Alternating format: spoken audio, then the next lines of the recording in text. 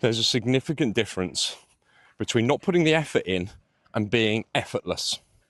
So, I was talking to the parent of one of my teenage athletes the other day. And mum's concern was her daughter just wasn't putting effort in during training sessions. Oh, compared to the other girls, she looks like she's not trying. You know, she's far fitter, so she's cruising. She's not actually working hard enough. She's not pushing herself. It's like, well, how do you know that? Well, I can see. She just doesn't look like she's working hard. Okay, no problems at all. But what have you done to actually assess, to measure that? Have you got any heart rate data? Have you asked her like a rate of perceived effort, how hard you feel you're trying, what's going on? No, it just looks like she's not trying. So there's a massive, massive difference. And I can see this with Seb. When Seb is running well and fast, he looks effortless. You know, you watch the track athletes on any international race, they don't look like they're trying, particularly the Kenyans. But I can tell you, they're absolutely giving it everything they can. Tour de France is coming up. Watch those elite riders. Above the waist, don't look like they're doing anything.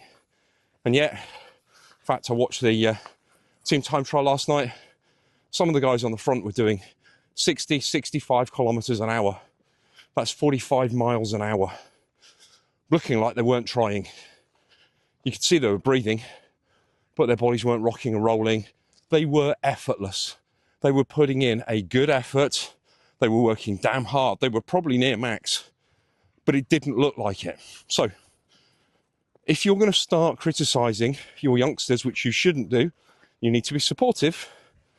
Rather than criticizing for a lack of effort, understand where their efforts are. Understand how hard they're actually working. Let's get an assessment. Let's get some numbers. Let's start looking at things like heart rate before we start criticizing the effort that someone's putting in.